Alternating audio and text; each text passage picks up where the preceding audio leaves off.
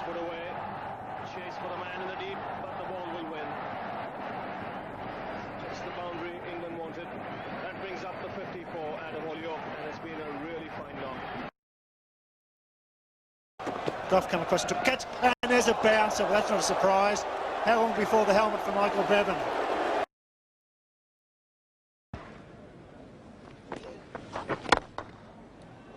It's well watched and beautifully played. Well, that's pretty useful. Premeditated, it's perfectly safe, and it'll get him 3 runs. Here's Gillespie's first ball. Thumped away, backward of square, dissecting fine leg and deep backward square, and that's 50 on his debut for Ben Hollioake. I'm joined on the other side of the world in Australia by ex-England cricketing all-rounder, ex-Surrey cricketing all-rounder, and in recent times MMA fighter, Adam Hollioake. Welcome, mate. How you going, Sheikh? Good, mate. I'm very good. Now, I'm going to try and talk slow on this podcast because Adam's already had some issues with my Glaswegian accent, so I'm going to try and take it really slowly here. Born 5th of September 1971 in lovely Melbourne, Australia. What was that like, mate, being born on that part of the world? I can't really remember, mate. It was a long time ago, so it was. I don't know. I lived here till I was about 12, so yeah. I don't remember much of that. I only remember from about the age of 9 onwards. So okay. I just remember getting in a lot of fights at school. That's all I remember. So I think you remember the big things, don't you, from when you get older? So I remember being teased because I was probably my skin was a bit darker than the other kids from that mining town that I was in.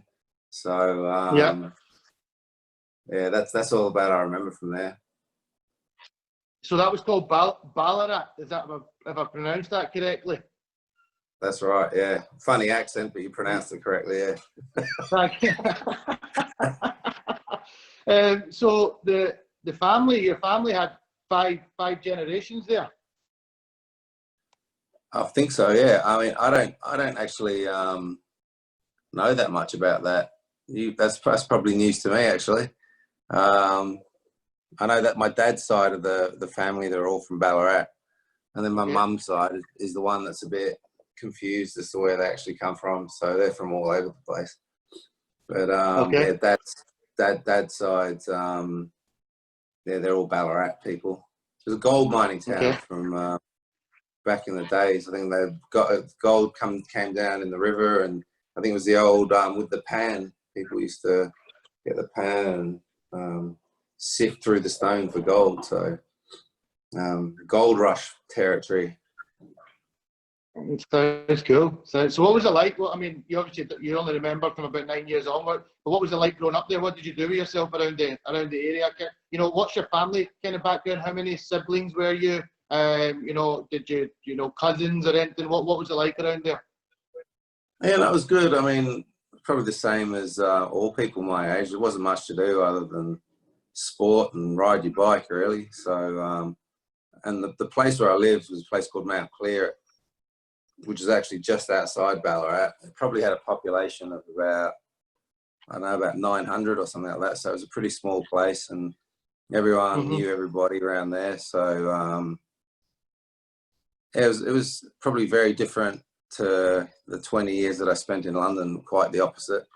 So, but I think there's pros and cons of growing up in a town like that because you learn some like small town respect. You know, everyone knows your business, so you got to behave yourself and you got to have respect. But also it's also a country town, outback Australia, so it could be rough at times. Especially, like I said, I had a darker skin than other people there, so I used to get called chop wedge and licorice stick, and I think that was in a time when people really didn't get offended. They didn't.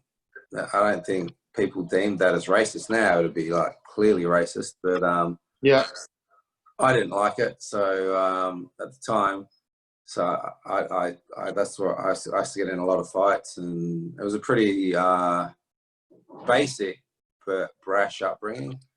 But I wouldn't change it. I'm not complaining about it. It was just it's only bullying if you lose the fights, isn't it? I think so. Yeah, that's it. That's it. I mean, growing up in Glasgow as a kid as well, from mixed race background, I got quite a lot of, you know, packy this and packy that. And at the time, it was just the way you dealt with it was a school fight, and then, you know, that was it. You just had it out there and then. But I mean, nowadays, you can't be calling people names like that. I mean, it's I wouldn't want my kids to go through stuff like that. So, but at the same time, it probably toughened you right up for your journey ahead. You know, your upbringing really does kind of mold you for going into the tougher challenges ahead. It does. I mean, my kids come home from school sometimes, and they complain about people calling them names, and I'm just like, mate, get on with it. Like, you know, you need to toughen up. There's a tough world out there, which is strange because in some ways the world, you know, protects people.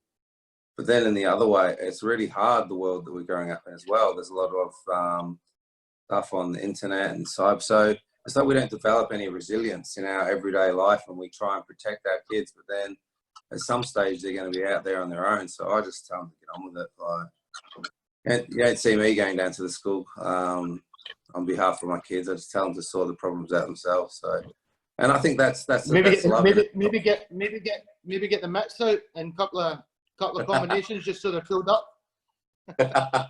Yeah, well, I can't really say that I can't say I'm like encouraging violence on your podcast. I'm not sure that's good. But I've already been down to school a couple of times. My youngest one's he's a bit fiery, so I've got to keep an eye on him and try and teach him to lead with love and respect, and not with his fighting ability. So it's different times, but we all get by. I think as long as we keep a smile on our face, and it's all good.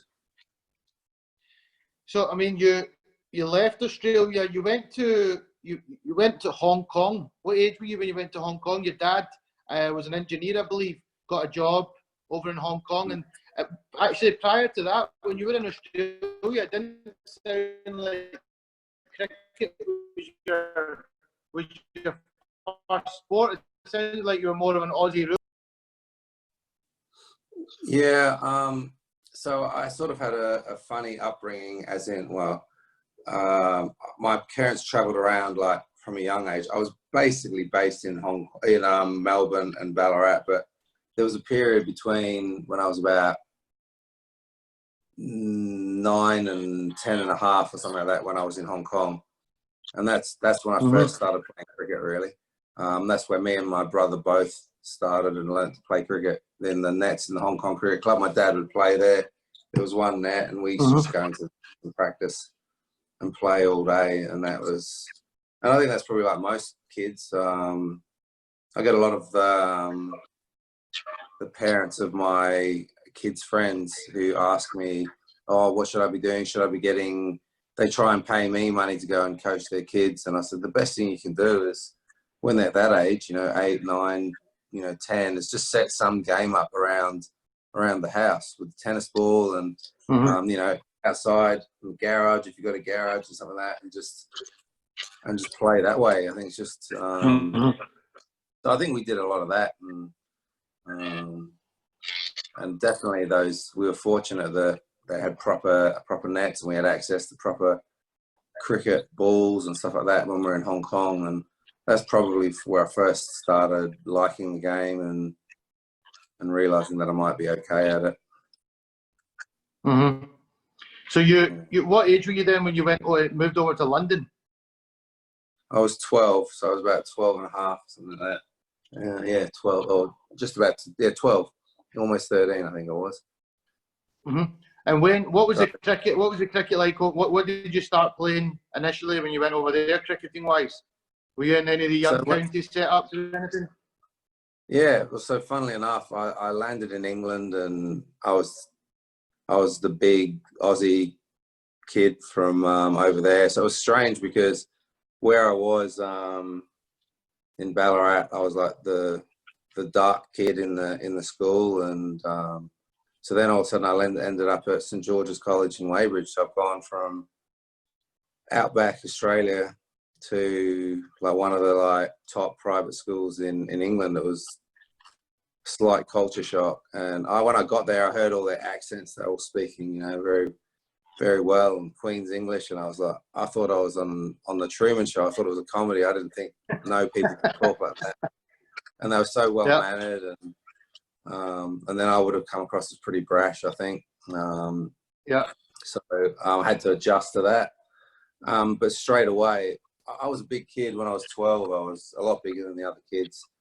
as in physically. Like I was just developed early. My son's the same. He's big boy already. He's just turned 14 and 80 kilos. So he's and I just think the kids in our family develop early. So I just had a physical advantage over the other kids when I got there. Actually, my first, I think I had 2 or 3 practice sessions, and then they sent me for a Surrey under 12 trial. And I went there. It was actually, the trial was at the school that I was at. It was at St George's. So I got sent there. I went down there, and the first day I went down there to the trial, the first day I went down there, saw the most arrogant, talented but arrogant player with just the most he had amazing equipment and everything. That it was Mark Butcher, who I hated him. I went, who is this idiot? But he then became my best friend, and I was the opposite. I think I bowled in bare feet that day. And he had his dad, who had played for England. He had his dad's equipment. I think he was wearing sunglasses. I was like, this guy's the biggest wanker I've ever come across in my life.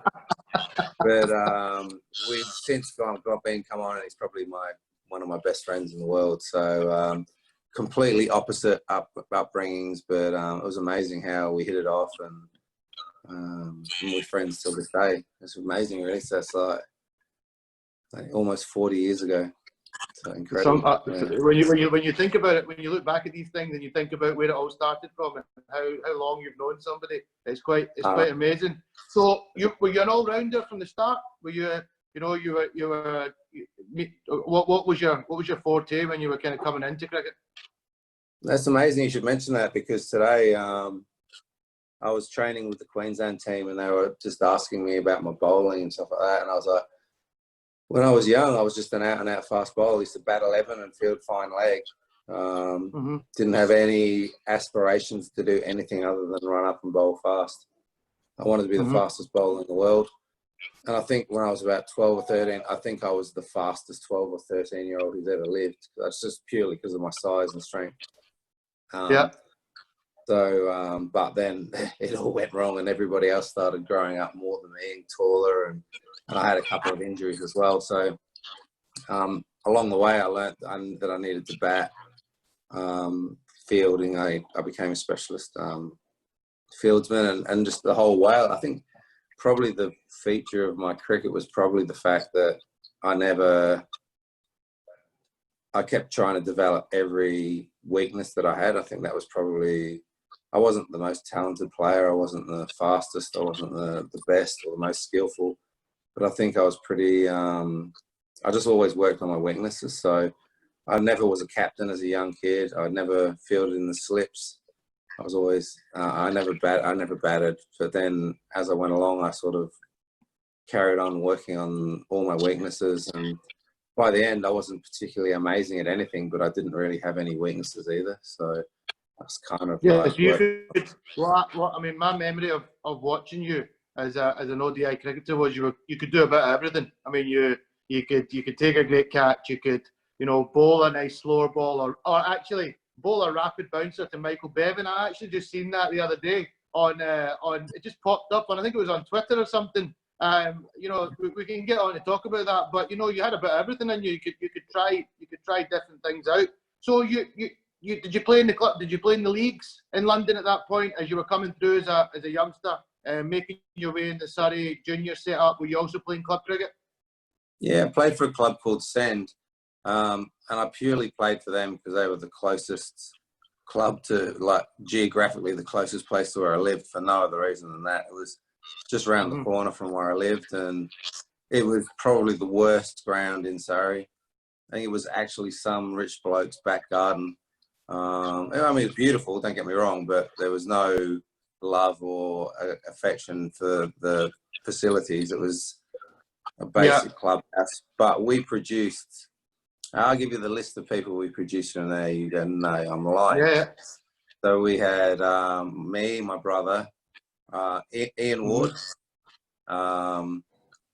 Ian Ward. So and then we had another guy called Judy Rathwate who played for Sri Lanka. And then we had Gregor McMillan who played for Leicester. Matthew Church who played for Worcester, Gloucester. And then we always had a couple of overseas players. So we went from the 4th division of the Surrey League, and I think to the 1st division within the space of about 3 years. So we just won each league each year, and then we all turned professional. And I think the last I heard, they were back down in the 4th division. But it's So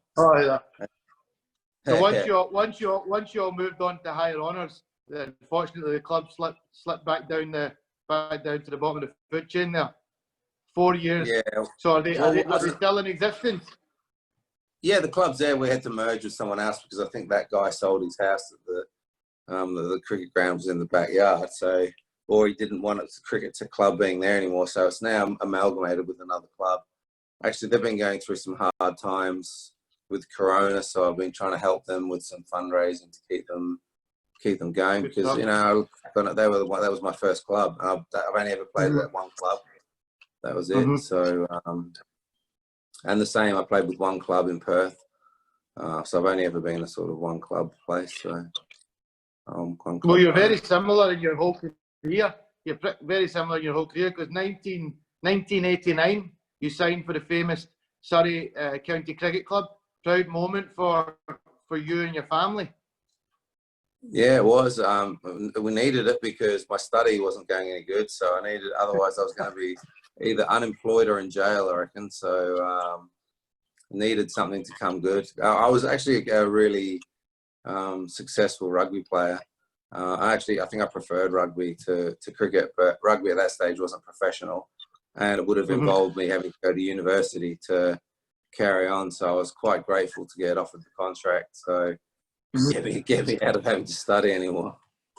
Yeah.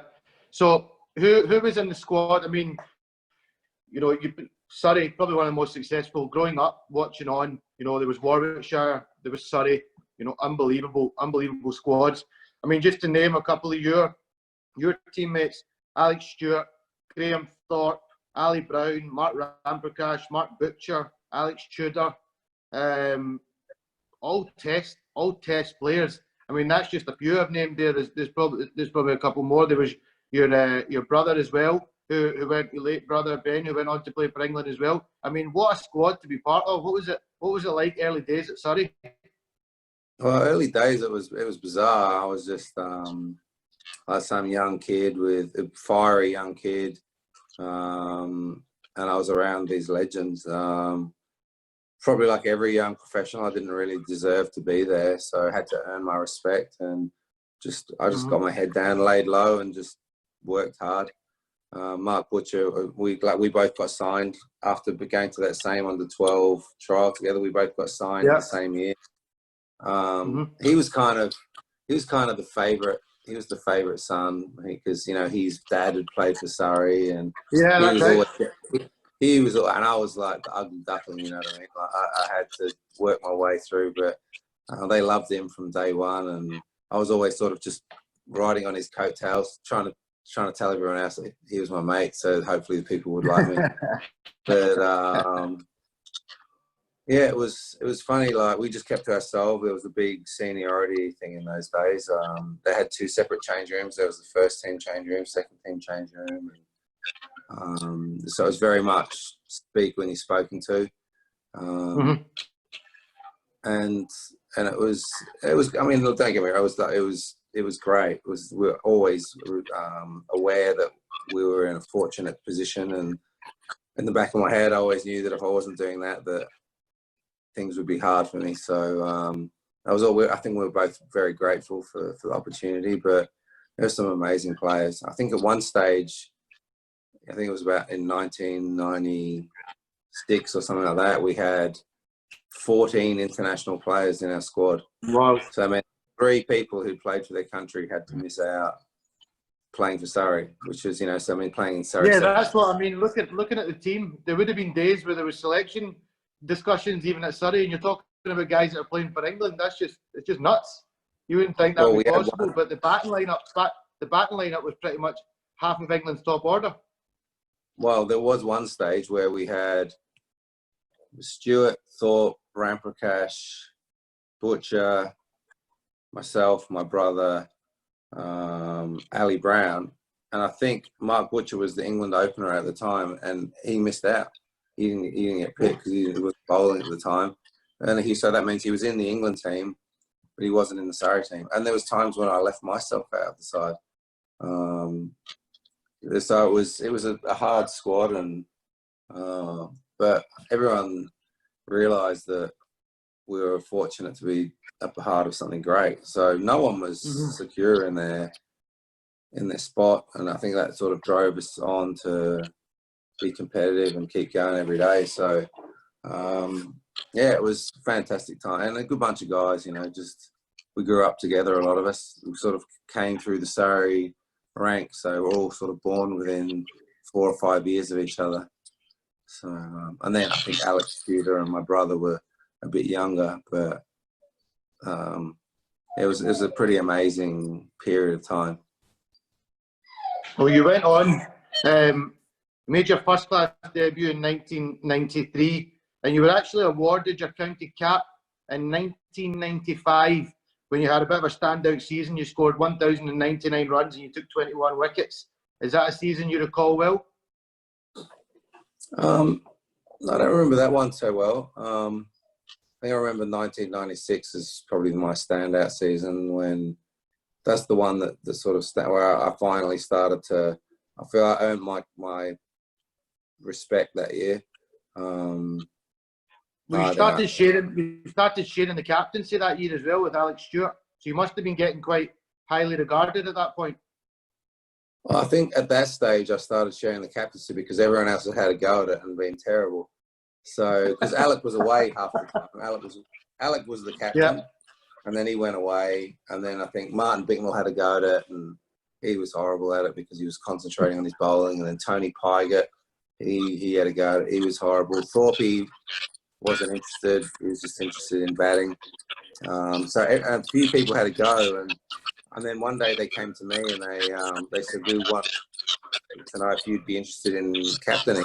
And I thought someone was standing behind me because I'd never been asked to be captain of any team. I was always the rebellious one who was getting in trouble. So that was my first taste of captaincy, and I wasn't even sure how it was going to go. So I was fortunate. I had really good. I was good friends with all the players, and I had a hard work ethic. So I just went into it and just said, "Hey," I wasn't too arrogant about it. I didn't think just because I was made captain that I knew everything. I was like, you guys are better players than me.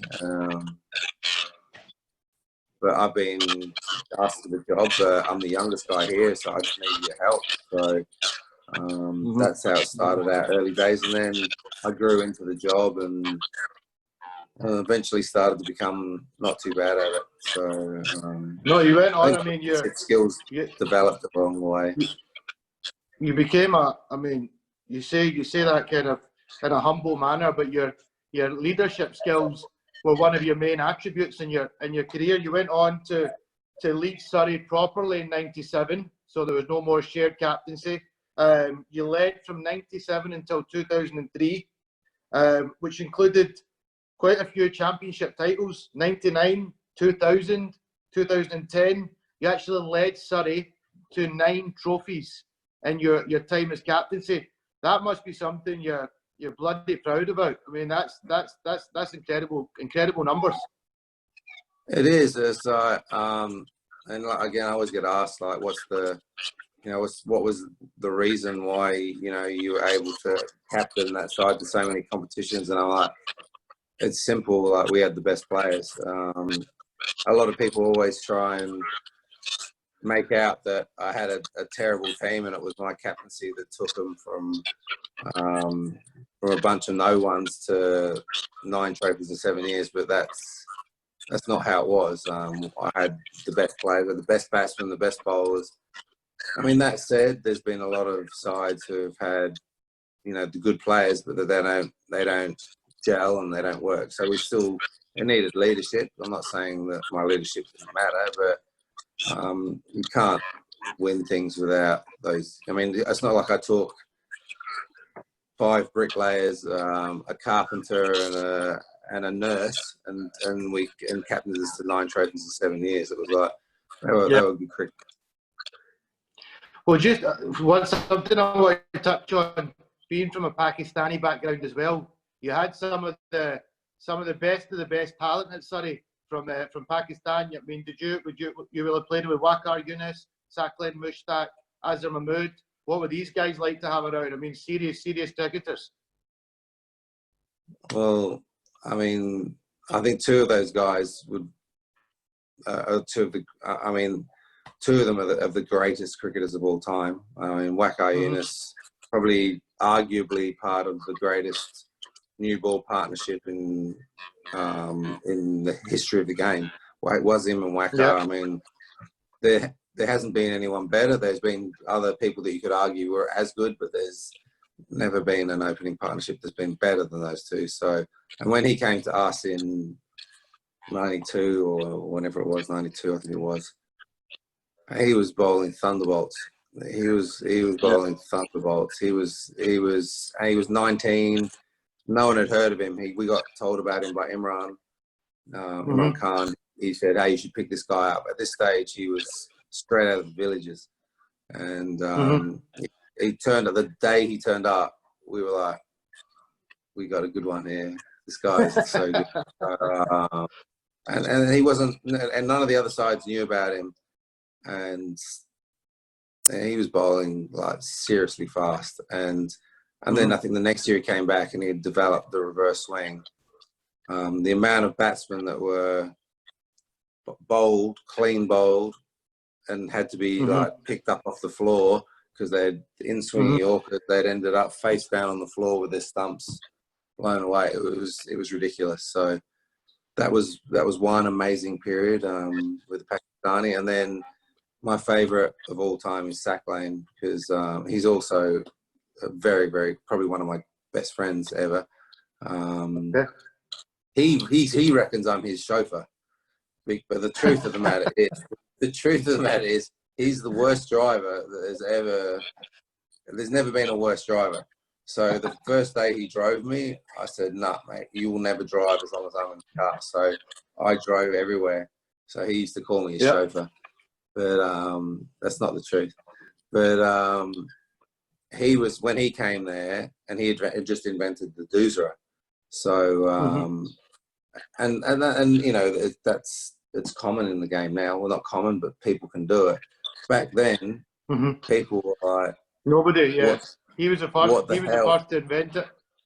What the hell is this? Like, literally, grown men, seasoned professional players, just looking like fools.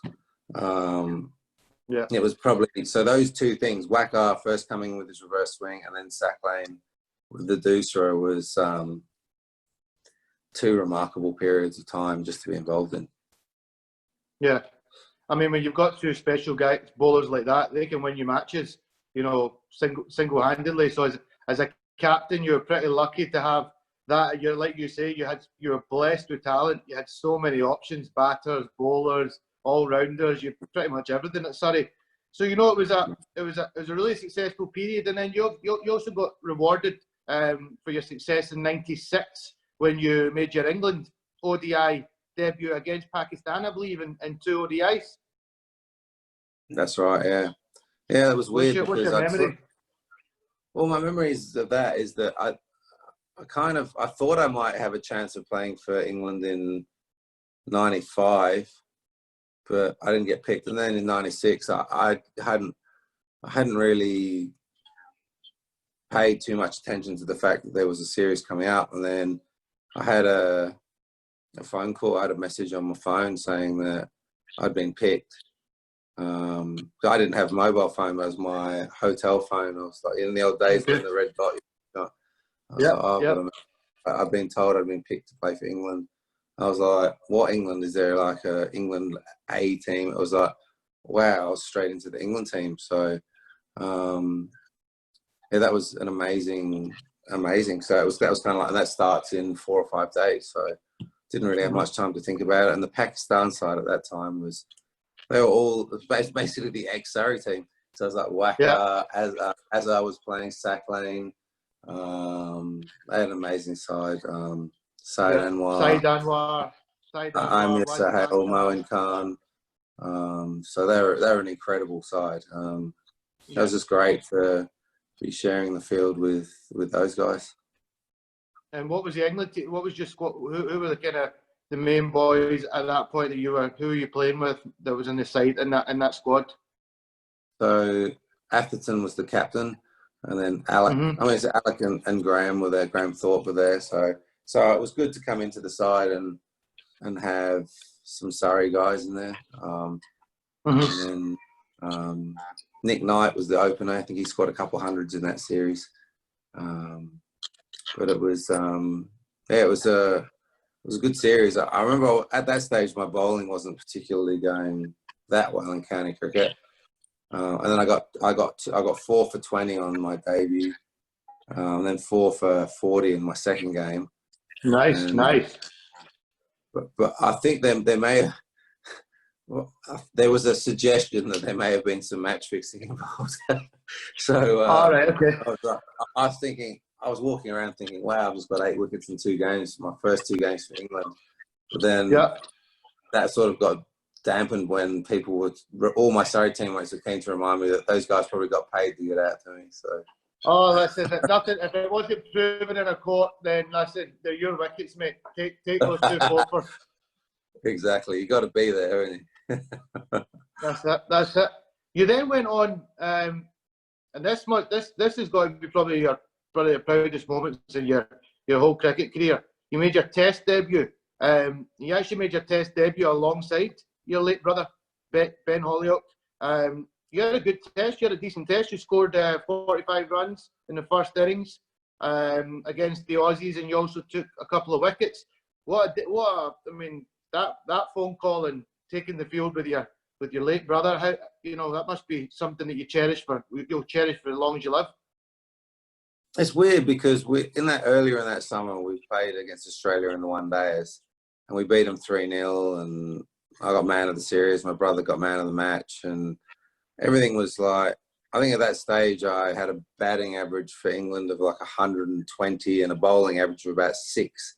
So for me, international cricket, I should have retired then.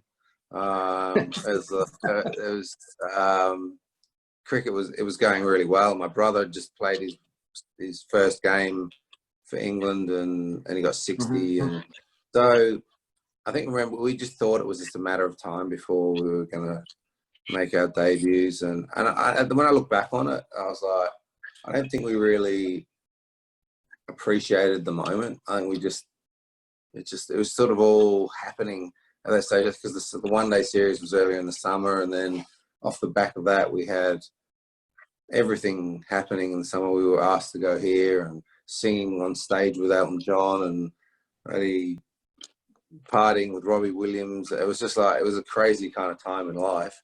And and then when we made our debut, it was kind of like, oh, this is just part of the circus. It didn't. But I think now when I look back and I go, wow, that really was something to cherish. And someone said, I think it was another podcast I did the other day, that said that we might have been the only brothers to make our debuts together in that century. I think some guys did it in the 1800s or something, but I'm not sure. I can't remember.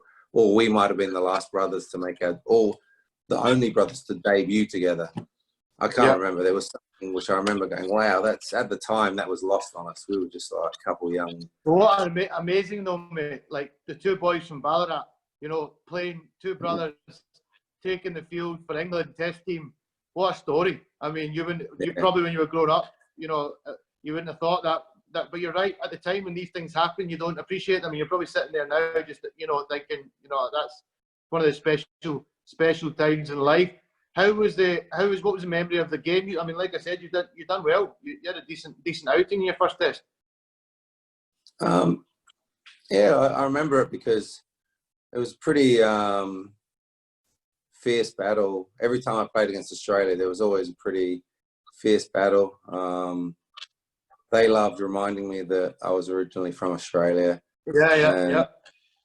And I just liked having fights with people. So it was always good fun playing against them. They're competitive, and also they were the best players in the world. So, but I've always loved the way the Australians play the game. They play it hard but fair, and I just think that me and my brother sort of thrived in those conditions. And then after those games, I think after the first innings, they said they got around and they said don't sledge him anymore. Don't give him. Let's try and take away the energy that I gained from it.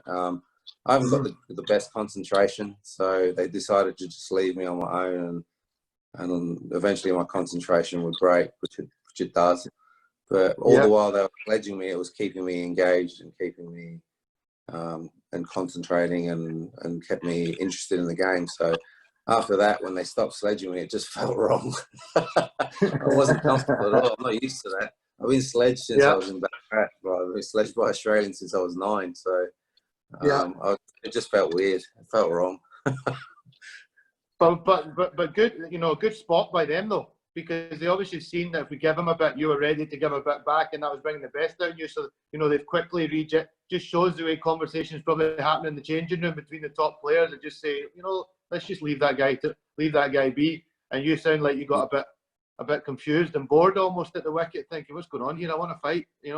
That's why obviously we'll come on to talk about that later. You were suited for maybe another career later down the line. Anyway, you sounded like you always liked a wee tussle. Talking to you from the young age, you look like you like to get in a wee bit of a scrap here and there. So cricket maybe was, it's good in some ways from the mental side of things, but you don't get to get that physical side of it out of you.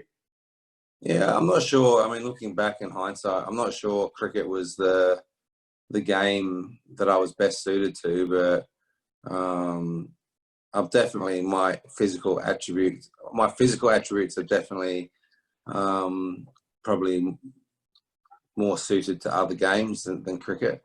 Like I said, I was probably a better rugby player and fighter at a young age, but like I said, my parents banned me from fighting, and rugby wasn't professional, so it was the best of my options to get me out of study. For a guy that chose cricket because didn't want to go to uni, chose it as was probably his second or third preferred sport. You did all right, mate, because then after that test, I mean, you had a short test career, 4 test matches. Do you think there's any reason behind that? I don't know. I mean, I get asked this a lot of times. People say, you should have played a lot more. I'm like, well, maybe not. There's been better players than me who haven't played at all. So, sometimes you just got to be grateful. I was a kid from Ballarat who ended up captaining England. You can be greedy, can't you? You can look back and say, yeah, no, absolutely. Oh, yeah, I could have played more, but hey, I came up against the odds, and I was fortunate to even play at all, because, like I said, there's been other players who, you look at someone like Barry Richards, and he played 4 tests. So there's condition. There's a guy I had on in the podcast, ex-coach of mine, actually, Andy Moles, very unlucky not to play for England. Incredible player, and a lovely man too. So he's a guy who could have played. Actually, I think he's one of my early games. He scored 200 against us at Guildford. So he was a wonderful player. Mm-hmm. Yeah, Everybody I talked to. I beg your pardon? I said everybody I've talked to, all his peers, yourself, Gavin Hamilton, Dougie Brown, who I recently had on, everybody talks about Andy Moles. They just say, "Oh, solid player." Like, sounds like he was just the perfect opener. Well, he was. I remember actually. There's not many times when you feel like you learn about the game whilst you're actually playing. But we played against Warwickshire on a wicket that just started shooting along the floor. Started going like really wicket ball started staying low, and I was like, "How do you score runs on this?" I think I got out LBW in the first innings, one that stayed low, and then he came out in the second innings and he batted on leg stump, kept his pads out the way, and he got 200 and won the game for them. And I just remember going, "Wow, that's incredible problem solving." He changed his technique to suit the wicket, and I remember like looking at that with a lot of respect. And then I think I played against him for only about 3 or 4 more years, and he had a little bit of success. And I think I didn't like him when we were playing again. I didn't like anyone when I played against him, to be honest. But I didn't like him. And I'm pretty sure I sledged him the whole time we played against him. And then I was fortunate enough to be in Afghanistan 3 or 4 years ago, something like that, or 2 years ago. And he was one of the coaches out there. And I got talking to him, and I was like, "Wow, what an amazing guy!" Like, it's amazing you can play against people and you don't like them because you're competing against them, and that in itself is all the invitation I need to not like somebody. And but then when you actually get to know those people off the pitch, they're like incredible guy. And then I've just been seeing his story recently where he lost his leg and how positive he is. And I wrote to him just the other day, actually. I said, no one will know this. It was just a private message. I wrote to him. I said, "Hey, I saw you lost your leg. I'm really sorry about that. And it looks like you're taking a positive approach to it." He said, "Oh, mate," he goes, "it is what it is." And then I said, "Oh, what have you been doing during Corona?" He goes, "Oh, I'm in Cape Town at the moment. I'm staying here." And I said, "Oh, well, there's worse places to be." He said, "Yeah." He goes, "I'm blessed. I'm just incredibly lucky." I was like, wow, the guy's just lost his leg, and that's that's a sort of measure. Yeah, no, he said the same. He said the same thing on the podcast with me. I was amazed. You'd think he'd be feeling sorry for himself, or it's a big reason to feel sorry for yourself. You've lost a leg, and Moller was just like, "There's people dying out there from coronavirus. There's people. I mean, I'm fine. I'm okay.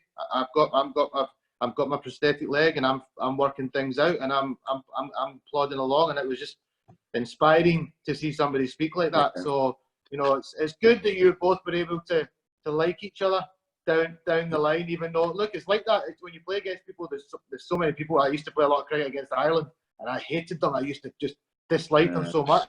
And now I get on and chat away with all, as many as possible. They're good lads. Another big proud moment came for you a little bit down the line. You led England into the Sharjah Cup. Now that was another big proud moment for you, and you led them to winning the Sharjah Cup. How did the captaincy come about, and how did you feel leading the team into the Sharjah Cup? It was an interesting one because we sort of took a half an England team out there, but that team, I was fortunate enough the winter before in '96, I captained the England Lions out here to Australia, and quite a few of that side got picked in that Sharjah Cup. the Sharjah Cup, and we got sent there, and I think the media didn't even come. They didn't cover it. And no one was interested. No one gave us a chance. We were playing Pakistan, India, and the West Indies in those conditions. In knowing the side is expected to win, and I think before the last year's World Cup, I don't think England had won a major 50-over competition involving more than 2 teams for abroad in the history of the game. So we were sent there, and none of the media even talked to us. It was like no one gave us a shot, and I always say there's nothing more dangerous than a man with nothing to lose. So I just went there and we just played, and we were just a bunch of guys who just went out and had a crack. We weren't worried about losing. We had no fear, and we just enjoyed one another's company, and we just went out. And I think it helped that a lot of those other sides, they hadn't seen us play before, so we were able to hit them. We had one-off games against each side, and then we played the West Indies in the final. So by that stage, they were still trying to work out that we'd seen all those guys. We were playing against Brian Lara and Carl Hooper and Sachin Tendulkar. So we'd seen those guys. We've been watching those guys on our TV for 10 years. So we had plans for them. We had tricks up our sleeve for them, and we set some traps for them. And like, let's see how you guys deal with that. So we gave them things, and they had nothing for us because they didn't know anything about us. We were no ones. I think it would have been harder if we'd played a longer tournament. Then they would have started to, they're international players, incredible players. They adapt to the surroundings. So, but we caught them on the bounce. They weren't ready for us. They didn't rate us. They weren't prepared for it. So. We just came out aggressively, and we'd hit and run. We'd hit and taken the trophy before they knew what had happened. So there's good memories. But it's interesting. You talked about your captaincy at Surrey, and you were obviously blessed with a star-studded, pretty much England team at times. And you said that my leadership was, it wasn't like I had the best of the best, so it was a really enjoyable time to. But going into the Sharjah Cup as a captain leading a team that were very much underdogs, you were obviously in a totally different kind of options that you never had at Surrey. Did that test your leadership skills? That was you think your leadership skills must be really important out there? Yeah, they did. I think all that I did when I captained England, which probably the one thing which I did was I just tried to take away the fear of failure. I should say, just go out and have a crack. We lose. Who cares? Like, we just got to go. So I think a lot of England sides, which we'd seen, especially in the 90s, every side went out there. Everyone was playing for their place, and they were playing with nerves, and they weren't playing for their potential. So I said, just go out and have a crack. Like, I don't care. If we lose, we lose. Everyone's expecting us to lose anyway. So what are we worried about? Yeah. Right, so I think that piece, that part of captaincy was probably like that. I'll give myself a pat on the back for that. But it's still, you still need to have people who buy into it, and they weren't mugs, those cricketers. They're still very good cricketers. I think also the other side not knowing anything about us and us hitting them with tactics, hit and run tactics worked. So fortunate. No, brilliant. So after quite an illustrious career, you decided after playing 173 first-class matches for Surrey, you retired in 2004. You scored 9,376 first-class runs. You took 120 first-class wickets, 32 ODI wickets. But after that, 3 years later, you decided to make a comeback. And I noticed you played 8 T20 games for Essex. How did that all come about? I mean, you hung the boots up 3 years out of the game, and then you're back on T20. I don't know. I don't know what was going on there. It was so what happened. I played in some beach cricket out here, and Graham Gooch was the captain of the England side, and we did really well. I mean, I did particularly well. It was beach cricket, But Gucci came out of thought that he offered me a contract with Essex. So at that stage T20 was starting to take off, and I think in 2004, I'd been in 2003 and 2004, the first 2 years of the T20, I'd done all right. I'd done pretty well. So, Yep. So I think Gucci thought that they could bring me back, and I was fit. You know, I hadn't lost any fitness. I was only 33 or 34, so I was still young. But So why did you? yeah, So you retired quite young then. You're actually. yeah, I was 32. Yeah. Why? What was there any reason behind that? Yeah, I think it was stupid in hindsight. I think what happened was, I think it wasn't something which I'd planned or anything like that. It was just, I got to the stage where, Well, I'm sorry, but I'm sorry. Also, sorry, but to interrupt you. I was going to come on to it, but obviously your late brother passed away in a car accident in 2002. I mean, would that have had anything towards your decision? yeah, definitely. So I was going to say there was a whole bunch of scenarios which sort of, I'd never planned it, but then all of a sudden there was probably 4 things pointed towards, I probably should retire here. My brother died. I wasn't loving the game as much as I used to. Every day that I played was like a reminder that he wasn't there, because obviously we played together. He'd field gully, I was a second slip. I'd throw the ball to him probably 300 times a day, and then all of a sudden he wasn't there.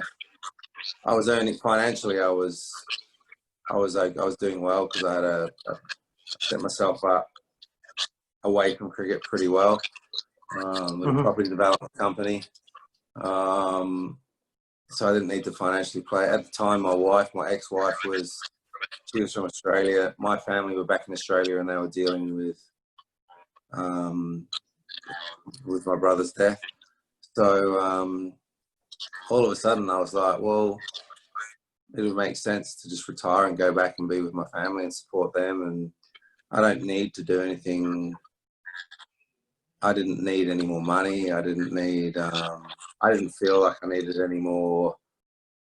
I didn't need my ego to be stroked anymore. I felt like I'd achieved enough. I'd done enough ego stroking of my own. I probably didn't need to feel that anymore. So it just kind of just all of a sudden, just everything pointed towards, and it felt like the right thing at the time. I was probably only retired about a year, and I thought, I actually really miss it. I wish I could go back. And I probably should have, but I didn't. And probably in hindsight, I reckon I went too early. I was 31, so I was still fit and healthy, and I was just coming into the peak of my career. So that's what it is. It is what it is. Look, The decision I made I at can the understand. time. You can only make the decision with what's right at the time. When I look back now, it seems like the wrong decision, but I can't remember exactly what I was feeling at the time. So all I remember feeling at the time was thinking it was the right decision. So. Yeah. Well, look, I mean, I mentioned this to you before we came on. I lost a younger brother. He was a lot younger than your brother Ben. He passed away when he was 5.5 years old. He had a life-shortening illness. So I've experienced, the effect that it has on a family, on my parents. How is that, for you? Like you say, your brother fielded at gully. You threw the ball to him hundreds of times in a day's play. You played all your cricket together. You probably partied together. You did so many things in life together. How have you been able to? You must have had a good couple. I mean, it never goes away, Adam. I mean, you're always going to miss your brother. But how has it affected you in your life and like your family? How have you coped with it? It's hard. I'm not going to pretend that I'm over it or anything like that, but I think you've got to grow, haven't you? You've got to, like we were talking about before. I mean, it's not just a case of toughen up. It's not that. I think you grow emotionally, and you learn to try and live life in the present. I mean, it's easy. It's, you know, we want to look back at the past a lot, and if you come to my house, there's nothing here in my house to suggest that I ever played cricket for England, or I don't have any memorabilia around. I don't have any memories from the past ever up there, because I try and live my life. I try and live in the present as much as I can. It's hard. I'm talking like I'm Yoda here, but I'm far from it. I'm trying to I'm just trying to be present if I can. And I think now the only way I've been able to get past the sort of that sinking feeling that you get, that you'll know about, is I said I again, like, I'm not an expert in every situation, because every situation is different. But a lot of people say to me, "Oh, you know, your brother, he was, you know, only 24 and he had his whole career ahead of him, and he hadn't been married, he hadn't had kids, and all those things." So a lot of people focus on that. But then I think when I was able to sort of let that go and just focus on the good times that we did have, and just appreciate those, and say, hey, how lucky was I to have even met him, let alone live together and go to boarding school together and play cricket for England together, and all these memories that I've got. It's the Andy Moles syndrome. You would take them, mate, over not having them any day. Ever having met him. I had 5.5 short years with my brother. I will cherish them for the rest of my life. But you know, 24 years, you would not. They're probably the best years of your life. And what really makes me sad in this day and age is I've got lots of mates, and they're always falling out with their brother and sister, and they're always and they don't talk for so long, and it really eats at me, because I would do anything to see my brother again, as I'm sure you would. So, you know, I want to encourage any siblings out there that do it. Life's too short. You don't know what's around the corner. Don't take it for granted. It's amazing that you say that, because I say the same thing to my kids. One of the things that makes me proud is watching. You're right. You see the siblings falling out all the time, and I think something that makes me proud is watching my kids from a really, really young age. Like, I'm talking about from when they were like 5, 6, 7. I don't even need to say it anymore. I would say to them, hey, just be nice to each other and be loving to one another, because you don't know, they can be taken away from you at any moment. And then I'd tell them the story about my brother. They're probably like, oh my God, this guy's the worst dad in the world, like telling us these sad stories. But then they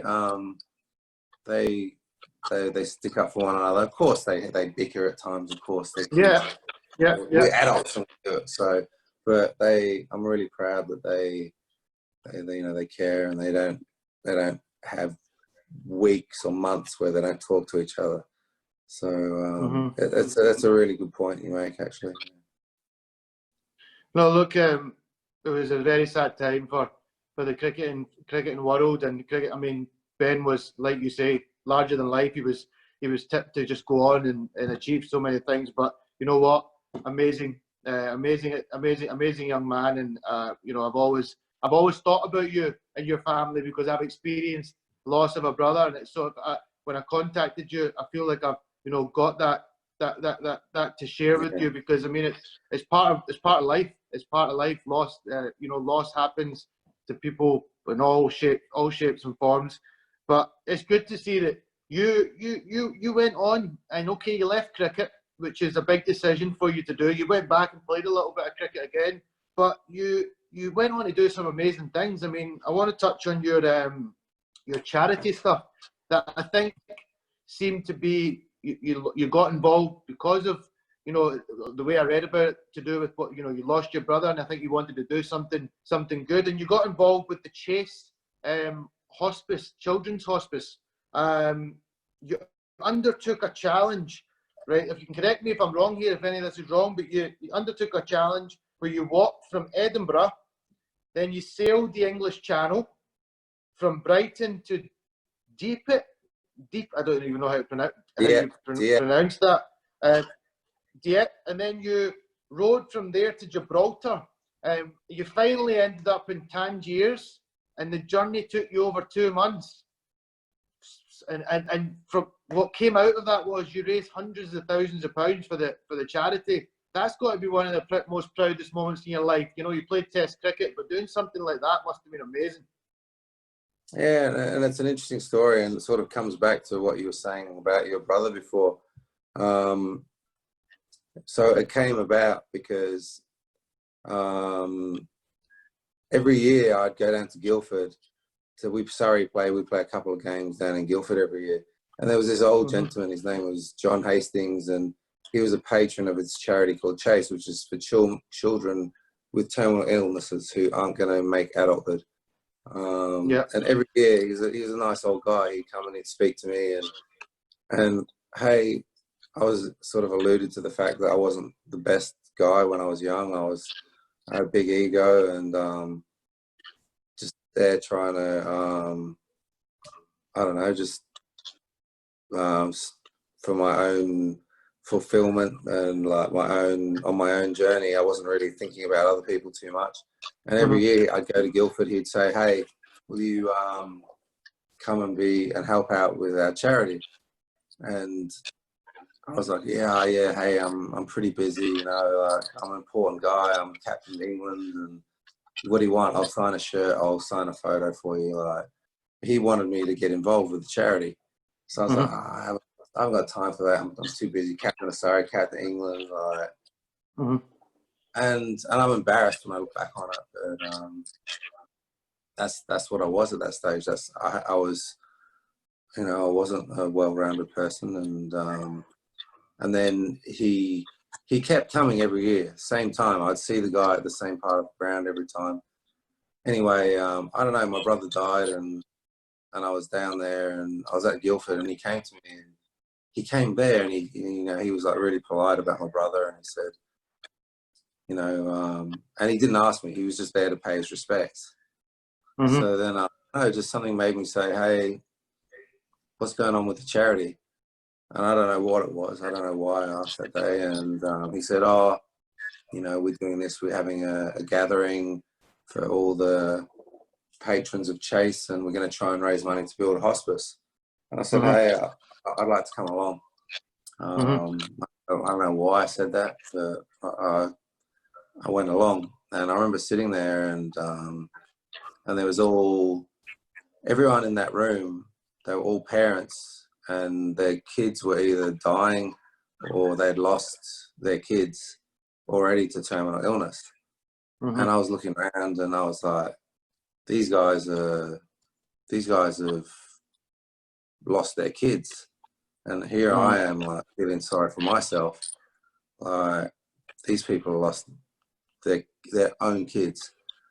You know, I got to grow up. I've got to try and do something here. So it was, I don't know, 400 or 500 people in the room, and I was sort of caught up in the whole thing. And I said, give me the mic, give me the mic. So I went up and spoke. I said, they're like, you know, they were like, oh, you know, England cricket captain. And I was like, yeah, I'm gonna walk a marathon a day for a month. So they were like, oh, everybody was cheering. And then I was like, and then when I get to Brighton, I'm gonna sail across the channel. Everyone was like, and I'm gonna ride through Europe all the way down to Gibraltar. So see the actual idea. Was it just you you just decided this is what I'm going to do? That was your decision. I made it up.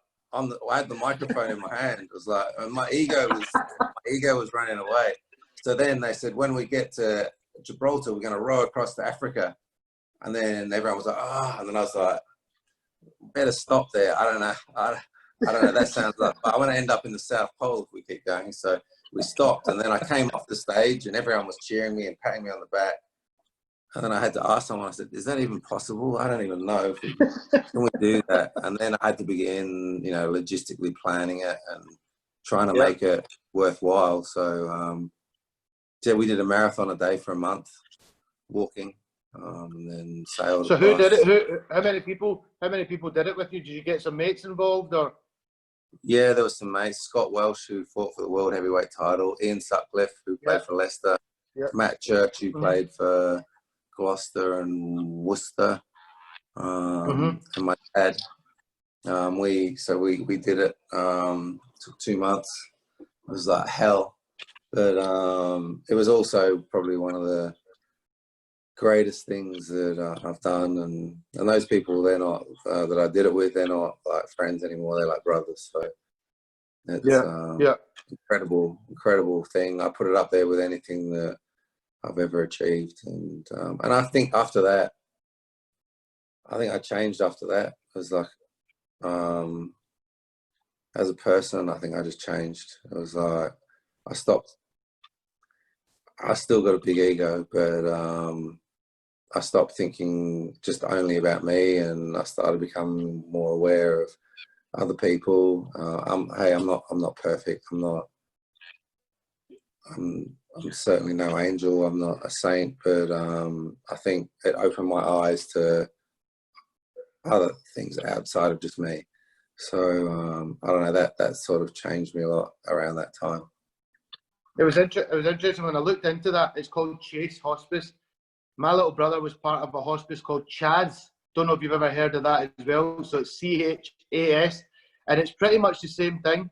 They're a hospice, and they support children with life-shortening illnesses, but then they also support the families that have lost the children. And I'm forever grateful for the support they gave me and my family. So I can imagine that Chase are doing very similar work. And you don't think until you actually see these situations, you don't think about them, do you? You don't. And then when it happened to me and my family, it was a big wake up call. So grateful for it.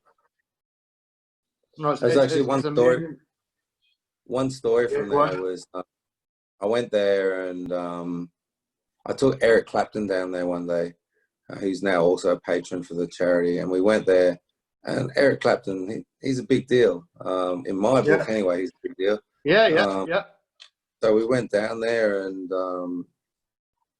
I remember when we went in there, I said if I wanted to try and get someone involved to try and help, I'd always take them to the hospice, because you can't walk through there unless you have no heart.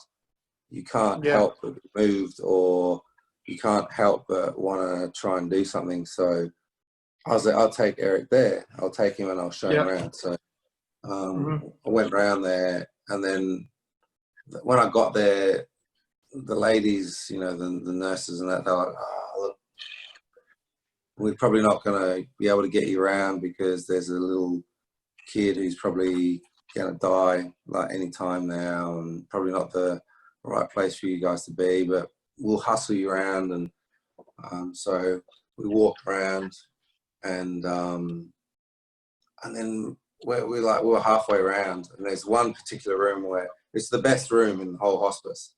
It's the the presidential suite of the hospice. This is where they go when they get just before they pass away. It's the best room and the most comfortable.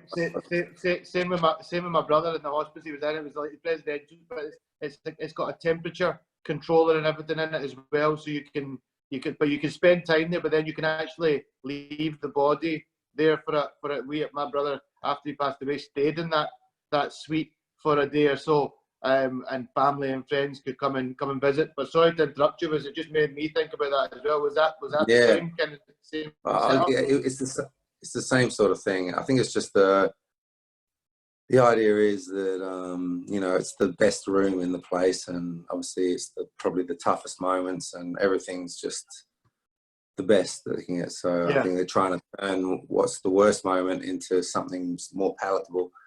So anyway, when we're walking, me and Eric and the lady we're walking through there, and the timing's like appalling. A lady comes out of there, and when they say someone looks straight through you, it was like I remember I was the captain of England, and Eric Clapton is I mean, I'm nothing compared to Eric Clapton. Eric Clapton's, that's the great Eric Clapton. This lady came out and she just like looked straight, she didn't care less, just looked straight through us. And then the lady was with us said, hey, she just lost her son. And I just remember, like, wow, it's just, there was just so many signs then, and ever from then, like I said, there's that period of time, there was so many signs that I wanted to change and try and be a better person. No, yeah, good for you, mate. Good for you. Look, you need sometimes you need these experiences in life. I beg your pardon? I said sometimes these things need to happen. These things, you need to see them. You need to be around certain things for you to appreciate how lucky you are, or you know how blessed you are in your own life. I mean, there's poverty all around the world. There's so many things happening to different people around the world. It does make you. But when I can understand when you're England captain, I remember when I signed for the MCC Young Cricketers when I was 17 years old. I came down to London and I was strutting about thinking, I was the BBC. Invincible, bulletproof. Yeah, but life humbles you, and you experience your own situations and things you see in life. But no, I think out of everything we've discussed so far, that 2 months is a special thing. Are you still involved with the charity now? Do you still take part in anything? Well, I did for 5 years. I dedicated 5 years to them. Every year I did something different. The next year I did we broke the world record for the 100-meter continuous relay. I think we had like 5,000 people do 100 meters. And then the year after I ran the London Marathon in full cricket kit, which was ridiculous. And then I think I did something big every year for 5 years. And then I said, look, after that. But then when I came out here to Australia, it became harder to be involved, but I support a charity here.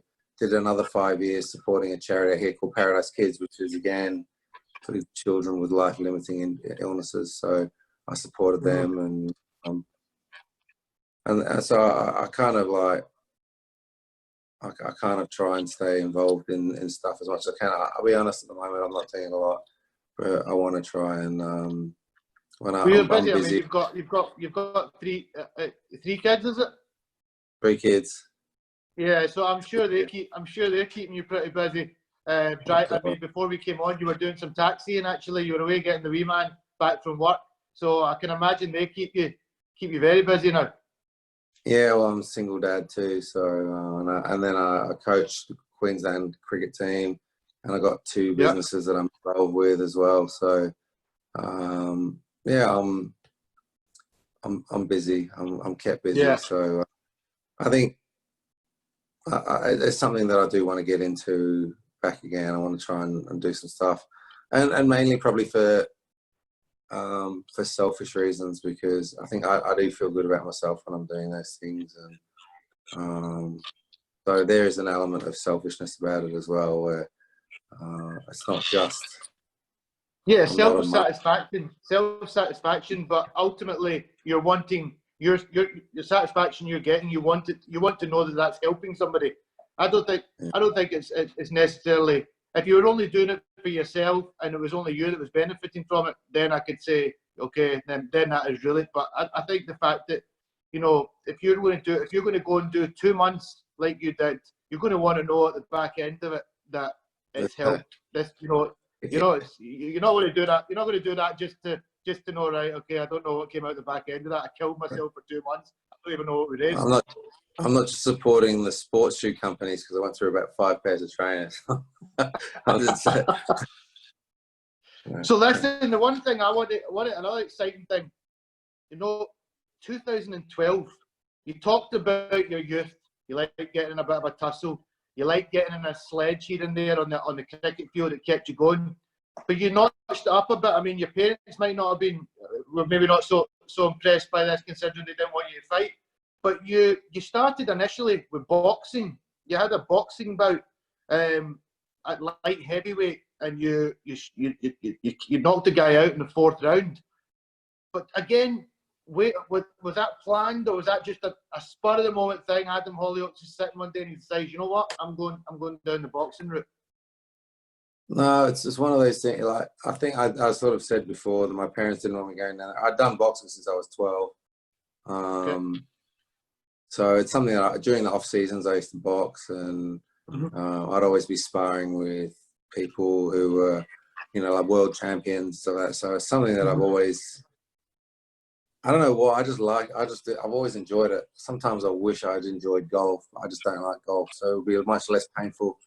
But all the other guys would go off and play golf, and I'd go and spar and do things. So because when I finished, I was just here on the Gold Coast, and again, it's just one of those the timing things. I'd broken my ankle. I couldn't run much. I was putting on a lot of weight, and I went down to this gym to do some wrestling because I couldn't stand on my feet that long, and then I've been doing that for a while, and the guy, there was a striking coach. I turned up to the wrong time, and the striking coach, who was there, the boxing coach was there to teach the wrestlers some MMA, and he saw me doing it, and he said, "You've done this before, haven't you?" And I was like, "Oh, a little bit, yeah." So then he said, "Oh, why don't you come down and do some training with us?" So I went down and did some training, and there was a couple of Australian champions, and they asked me to do some sparring. Next minute I was training with those guys, and after a while they offered me a professional fight. They said, "Would you be interested in fighting?" The promoter wants to put me on there. Everybody wants to see an English cricketer getting beaten up. So they asked me if I was interested to fight, and at that stage I'd just gone through a really hard time financially. Whilst I'd made a lot of good decisions during my time as a cricketer, I got caught up in the global financial crash and I lost everything. So they were offering me money to go and fight. So I thought, well, I could do with the money. So I went and did it. I was still umming and ahhing about it. And my trainer, who's now one of my best mates, he said to me, "It'd be pretty cool, wouldn't it, to say that you captained England and you'd box professionally?" And I was like, and I think I said to you, my ego wasn't as big, but I was like, yeah, that'd be pretty cool. So then I decided, so my ego's still there. So then I decided that I'll do it. And then I just went on this crazy journey for, I don't know, what year was that I had that fight? 2012. Yeah, for 2012, you had the first boxing fight. It seemed like you only had the one, and then you signed with the Days of Glory promotion in the MMA, and you had your first fight was a majority draw, and then you went on to win. You defeated.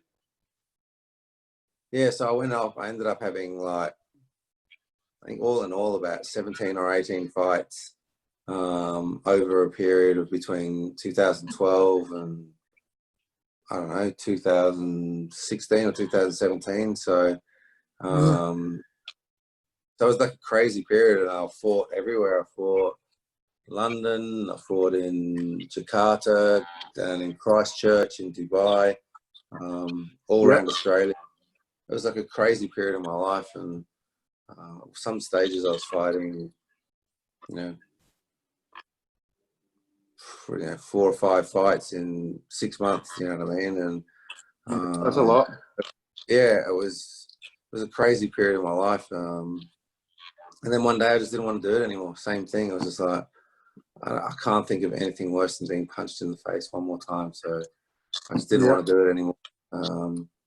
Sort of like. And how was the transition? Because you said that you boxed predominantly as a kid. That was where you had your knowledge in. You'd sparred in boxing. Going into the cage is a totally different kettle of fish. I mean, you're going to get chucked around. You're going to get beaten up with most parts of the body. You know, how was the transition going into that? Do you think your toughness from your childhood has allowed you to kind of, you know, handle that pressure? No, I know it looks brutal and everything, but it's just skill. It's different skills. I've also got a Brazilian Jiu-Jitsu background, so I did Brazilian Jiu-Jitsu. Okay. Obviously not as much as I did boxing, but I was I was a decent You Brazilian knew Jiu-Jitsu. you were around. You knew what you were doing. You had an understanding of what you were doing. I thought you'd just boxed and then you'd gone into MMA, which is a big transition. You'd be in it's trouble, huge. I think. Yeah, I'll be in a lot of trouble. Yeah. No, so I've got a good, really decent grasp of Brazilian Jiu-Jitsu, and I would say I'm a good boxer. And then probably that fight, leading up to my MMA debut, I think I had a couple of months. It was just a case of I was never going to kick, so I just had to learn to defend some kicks. I had to I was going to try and keep the fight on my feet. So just trying some basic takedown defense. I was just to avoid really getting up wrestling against the cage and try. If I went down onto the ground, I was comfortable with my jiu-jitsu. I just didn't want to get stuck up in the cage, and then just the defending kicks and just let my hands go. So that was what we worked on. So it wasn't like in the 2 months from what I had to prepare for the fight that I was going to learn how to like land spinning back kicks, and I didn't try and do that. I just tried to keep it basic. So you were smart. You were smart with what you had. You worked with it, and you made it. What was your toughest fight? My toughest fight. I had a fight down in New Zealand, a boxing fight, down there against Monty Beetham, who he was, I think, New Zealand champion, and he fought for a world title. I think he fought Shane Cameron, who fought David Tua. So that was a hard fight. I ended up getting stopped. How many rounds was that? I think there was. I don't know. I think I got punched so many times I can't remember the last 4 rounds. So it was. I think it was 6 rounds. But that was a tough fight, and I lost that one. So that was probably the toughest fight. He was a seriously tough guy, and we gave it to each other for 6 rounds. So but that would have been my toughest. Were you ever? I mean, you must have been. You must have. I'm a big boxing fan, big MMA fan as well. I've never really got in there myself and been able to. I've done a bit of sparring, but nothing like what you've done. Were you ever, nerves would have been there, but were you ever really shitting yourself going into a fight? I mean, coming from a cricketing background and getting in and having a fighting with serious fighters here, was there ever a time that you were walking out thinking, I'm in trouble here, i.e. that fight in New Zealand? No. I don't know. It's weird. I mean, I think, funnily enough, one of the things I do now is I talk to a lot of the fighters about controlling their emotions, because, funnily enough, everyone thinks fighters are so tough and mental toughness. They're tough in the sense that they're physically durable and they can take punishment, but often they haven't. If you had 50 fights as a professional fighter, as a boxer, that's a veteran. That's like, not many people would have 30 fights in their life. Yeah. Professional fights. Yeah. So that's 30 times you've had to control your emotions. As a cricketer, you might do that 30 times in a season. Yeah. The nerves of batting or whatever. So you learn to control it, and you learn to deal with those situations. So I had a good grasp of that. So I mean, don't get me wrong, I was nervous. I remember the first time I went to go and fight in the cage, I thought, what the hell am I doing here? It's ridiculous. But I told myself, you just got to get into the correct frame of mind to access the skills that you've learned. And that's all you can do. The nerves aren't going to serve you. They actually can help you, because nerves they arouse you, they heighten your instinct, so you're able to do things that you aren't normally able to do under those circumstances, because nerves bring on adrenaline. You see mums can lift cars off of their babies when they've got adrenaline going. You can do superhuman things, so you can harness that as well. And I think probably, you know, a 17-year professional career or 14-year professional career in cricket gives you some good tools with which to control that anxiety. So, look, I'm not lying. I got nervous, of course. I'm human, but I think by that stage, I was 40 when I made my debut, so much more in control of my. If I'd been doing the same thing when I was 20 or 16, you know, I don't know what my emotions would have been doing. So I think you'd be much more in control of your emotions now than you would have been when you were younger. Definitely.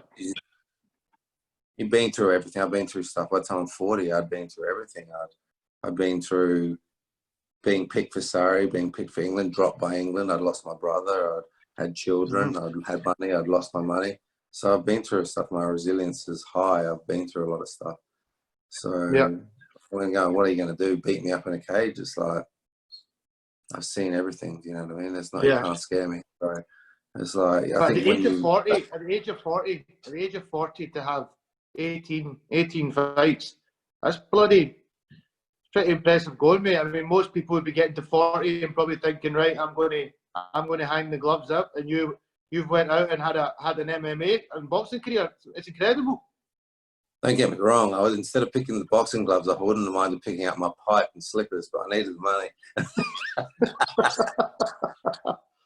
Listen, I think talking through your story, Adam, it's unreal, really is. I mean, from where you came from where you got to, it just shows anybody. I mean, I try my best in these podcasts to tell a person's full story and the journey. You know, it's not all about all the ups. There's a lot of downs that come along the way. There's a lot of life challenges that will bump you, but you need to keep rising, and you need to keep going on.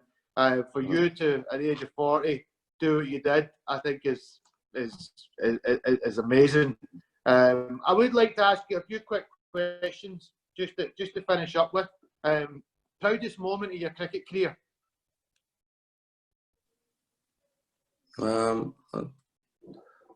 Probably, I think us winning the championship in 1999. They were all my mates. Mark Butcher, who I grew up with, my brother, all of us. That was winning something with your close mates. I won fights and I won stuff playing for England and higher profile stuff.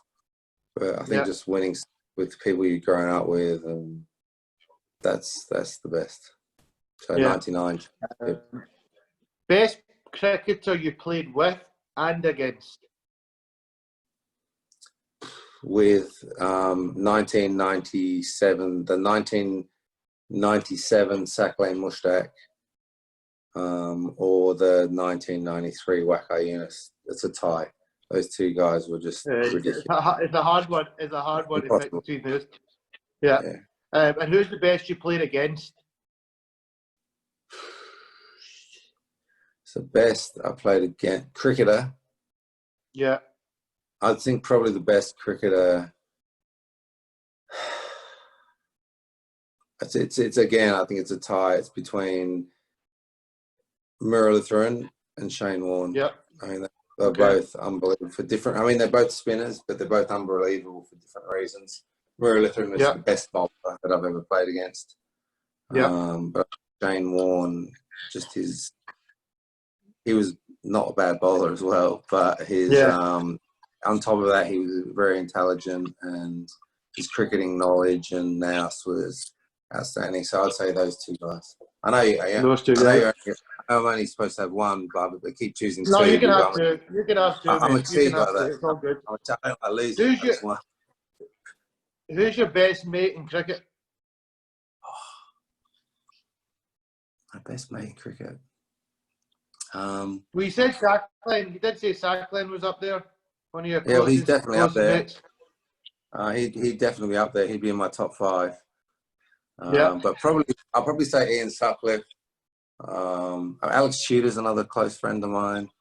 Incredible friend of mine. But I'll probably say in Sutcliffe. We did that that walk together. I think once you do something like that together, You got a bond that will never, special yeah, bond. I don't know how you go past that. Yeah, so probably in Sutcliffe. What advice would you give for any young cricketers, but any young sports people in general that are wanting to go into to be professionals in their chosen sport? If they're already professional, or if they're wanting to become professional? They're wanting to become professional. Okay, well, I would say a couple of things. Number one thing, don't just focus on that sport. I mean, you've got to get the basics, but if you're young, then keep playing all sports, because you develop problem-solving abilities and athleticism by playing all sports. And then when you decide that you know what sport you want to do, you'll become good at it if you do it every day. But it's having the basics and then repeating that over and over and over with good technique. If you do something like that, then when a skill becomes subconscious, then you can do anything. It's like I always say, when you first started, I don't know about you, but when I first started texting on my phone, I was like, where's the E? I can't find the S. Where's the S? And then now you can like do it without even looking, you know what I mean? It kind of just happens. So if you practice your skills enough, then you'll be able to do that without even thinking. So, but you got to do that enough. So it's just correct technique. Repetition, keep practicing. And enjoyment as well. You know, enjoyment's got to be part. I think enjoyment's really important. If you don't enjoy something, then it can become a bit of a struggle. Well, that's why I don't play golf. I hate golf. I'm the same. I've never played. Cricketers, it's meant to be like the thing you do. You play golf. I'm like you. Whenever I was on tour or anything, I'd never go and play golf. No, it's a cheap game, isn't it? It's terrible. I don't know how you want to. It's not for me. It's terrible. You're Scottish, mate. You invented it. I know. I'm meant to. The whole place is surrounded. I'm surrounded by golf courses. I've never played a full round of golf in my life, and that's it. It's weird. What does the future hold for Adam Hollioake then? I don't know. It's like I've stopped trying to predict too much, and I just go with the flow. I always say like be humble, or life will cast humbleness upon you. It's like everyone who knows me gets bored of hearing me say it, but it's like life will always throw something at you. At some stage we lose our money. At some stage we lose loved ones. We get ill. We have our hearts broken. It's how we respond to those things that determines how happy that we're going to be in our life. So